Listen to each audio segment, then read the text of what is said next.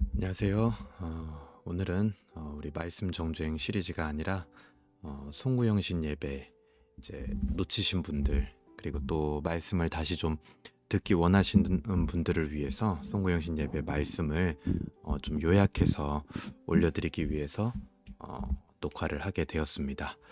2024년도 그리고 25년도 송구영신 예배, 또 우리 교회가 아니더라도 각 교회에서 들으신 분들이 있을 텐데요. 꼭 기회가 되실 때 교회에 공적으로 선포된 하나님께서 주신 말씀, 또 한 해 동안 지나가는 교회의 중요한, 사실은 표대가 되는 거잖아요. 그런 말씀들은 꼭 여러분 여러 번 들어보시고, 또 그것이 여러분의 삶 가운데 하나님의 응답으로 나타날 수 있도록 소망하실 수 있으면 좋겠습니다. 특별히 저희 온사랑교회는 출애굽기 33장 18절 말씀을 소망을 켜다라는 제목으로 함께 나누었습니다. 소망을 켜다. 그래서 영어로는 On Hope 이렇게 이름을 지어봤는데요. 주제 말씀은 이제 출애굽기 33장 18절이었죠. 그래서 우리가 이번 주일에 나누었던 게 바로 출애굽기 33장이었고, 그 중에서도 이제 18절 말씀을 가지고 조금 더 자세하게 보면서, 그리고 지난 금요 기도회 때도 우리가 비슷한 내용의 말씀을 너무나 중요하게 나누었기 때문에 이것을 2025년도에 좀 교회에 주신 하나님의 말씀으로 붙들 수 있으면 좋겠다, 좀 그런 생각이 개인적으로 많이 들었습니다. 오늘 출애굽기 33장 18절을 보게 되면은요, 딱 한 절이죠. 모세가 이르되 원하건대 주의 영광을 내게 보이소서, 이렇게 기도를 합니다. 그런데 이 출애굽기 33장 18절 이 지점에 오기까지 앞에 있었던 32장, 31장에서 계속 되었던 이 모세의 중보 기도, 이스라엘을 위한 이 기도는요, 굉장히 오랜 기간, 그리고 또 하나님 앞에 정말 어떻게 보면 집요하다고 할 수 있을 정도로 굉장히 간절하게 했던 그 기도가 마지막이 33장 18절에 와서 정점을 찍는 거거든요. 그렇다면 모세가 하나님께 이토록 간절하게 구했던 그 영광이라는 거, 응답받고자 했던 게 도대체 무엇이었냐? 다른 게 아니라 바로 하나님의 그 임재의 증거를 보여달라는 거였습니다. 하나님이 우리와 동행하신다라는 증거를 보여달라는 거였어요. 근데 그것이 단순히 간접적인 임재의 증거가 아니라 직접적인 임재의 증거를 구했다라는 거죠. 이 부분에 대해서 조금 더 자세하게 출애굽기 33장을 들어보시고 싶은 분들은 지난주 설교를 한번 들어보시면 좋을 것 같습니다. 임재를 잃어버리다라는 제목으로 제가 설교를 했는데요. 하나님의 임재가 왜 우리 안에 직접적으로 나타나야 하는지 자세하게 제가 출애굽기 33장에서 설교를 했었습니다. 어쨌든 모세는 이 직접적인 임재의 증거를 구했다라는 거죠. 모세가 담대하고 집요하게 구한 이 직접적인 임재의 증거, 그것이 바로 우리의 소망이 되어야 한다라는 겁니다. 그것이 바로 우리가 2025년도에 켜야 할 소망이라는 거죠. 자, 그러면 모세가 구했던 이 직접적인 임재의 증거들이 무엇이 있는지를 우리가 살펴봐야겠죠. 그것을 한 3가지 정도로 제가 좀 정리를 했는데요. 첫 번째는 모세 개인에게 하나님의 직접적인 임재의 증거가 나타나도록 모세는 구했습니다.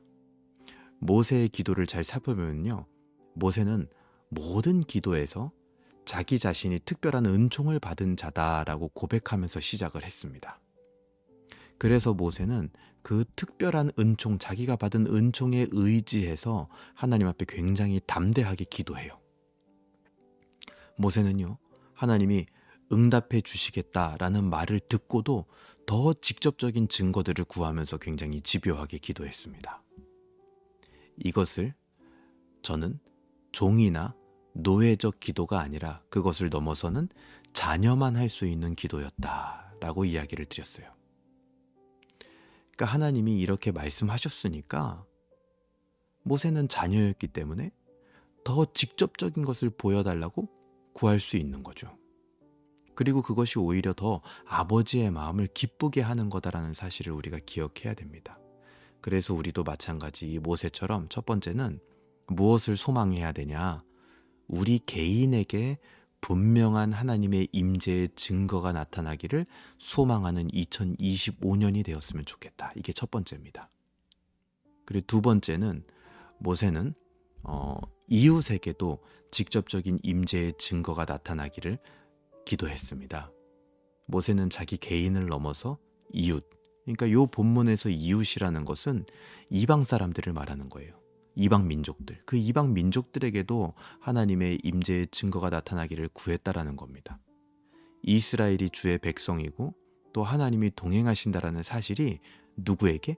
이방 나라에 나타나고 보여지기를 구했다라는 거예요. 이스라엘의 하나님의 임재의 증거가 나타나서 이방 나라가 그것을 보게 되는 것은 단순히 이스라엘이 잘 되는 것을 넘어서는 문제였다라는 겁니다. 모세에게는. 그것은 하나님의 영광과 명예가 걸린 문제였다라는 거죠. 그래서 모세는 누구도 어떤 이방 민족도 하나님을 오해하거나 업신여기지 못하도록 하나님이 이스라엘과 함께 동행하시고 임재하신다라는 증거가 이방인들에게 나타나도록 기도했다라는 겁니다. 마찬가지예요. 우리에게 나타나는 하나님이 동행하신다라는 이 분명한 임재의 증거는 우리 이웃에게 보여줘야 됩니다. 여러분, 이웃에게 보여져야 하는 그 임재의 증거가 나타나기를 소망하시길 바랍니다. 그것은요, 하나님의 영광과 명예와 깊이 관련되어 있다는 사실을 믿으시길 바랍니다. 그러니까 이게 굉장히 중요한 지점이에요. 왜냐하면 이것을 믿으면 우리 기도의 패러다임이 바뀌어지게 되거든요. 그러니까 나에게 하나님의 임재의 증거가 나타난다라는 거, 그러니까 나에게 응답의 증거가 나타난다라는 거, 하나님이 동행하신다라는 증거들이 분명하게 내 삶에 드러난다라는 것은 단순히 내가 잘 되는 것을 구하는 것이 아니라 우리 이웃에게 하나님의 살아계심, 그리고 하나님의 이름과 명예, 영광이 드높아지는 것, 이거랑 결부돼 있다라는 거예요. 그래서 우리는 구체적으로 기도하며 우리 이웃에게 내 삶을 통하여 하나님의 동행의 증거들이 반드시 보여질 수 있도록, 그러니까 나에게 응답받는 삶이 나타나야 우리 이웃이 나를 통하여 하나님이 동행하신다는 걸 볼 수 있잖아요. 그래서 그런 부분들도요, 구체적으로 어떤 부분을 하나님 보여주세요라고 기도하며 소망을 켜실 수 있기를 바랍니다. 이웃에게도 직접적인 임재의 증거가 나타나도록. 그것이 두 번째였고요. 세 번째는 공동체의 직접적인 임재의 증거가 나타나기를 모세는 구했습니다. 모세는요, 개인과 또 이웃에게 임재의 증거가 나타나기를 기도했는데 결국 그 모든 것은 이스라엘 공동체가 세워지는 길이었습니다. 사도행전에서 이 모세뿐만 아니라 사도행전에서 예수님의 제자들은요, 환난과 핍박 때 언제나 하나님께 직접적인 그 임재의 증거를 구했습니다. 그래서 하나님이 반드시 역사해 주셨어요. 그것 때문에 교회들은 힘을 얻었고 든든하게 세워져 갔습니다. 하나님의 임재의 증거가 나타나니까 사도행전의 초대교회는요, 서로에게 사랑으로 관심을 가졌고 또 더 힘있는 복음의 메시지를 전할 수 있게 되었습니다. 그래서 우리도 마찬가지예요. 2025년도 온사랑교회에 하나님의 임재의 증거가 서로를 사랑하는 모양으로 나타나게 해주세요. 또 힘있는 복음의 메시지가 선포되는 것으로 나타나게 해주세요. 이것을요, 여러분들 소망하실 수 있으면 좋겠습니다. 정리합니다. 세 가지예요. 우리가 2025년도에 우리 마음속에 켜야 될 그 소망은 무엇이냐면, 첫 번째, 개인에게 나타날 임재의 증거를 구체적으로 소망하시길 바랍니다.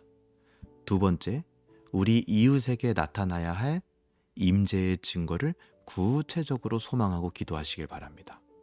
세 번째, 공동체에 나타나야 할 임재의 증거를 구체적으로 소망하실 수 있길 바랍니다. 그렇게 여러분 모두가 소망을 켜는 그런 2025년이 되기를 주님의 이름으로 소망합니다. 그래서 이렇게 우리가 송구영신 예배 때 말씀을 나눴고 또 송구영신 예배에 참석한 분들이든 참석하지 못한 분들이든 오늘이 요약된 말씀을 다시 한번 들으면서 이 말씀을 좀 정리하고 또 한 해 동안 말씀을 좀 품고 있으실 수 있으면 좋겠어요. 그래서 개인에게 나타날 임재의 증거가 무엇이 있습니까?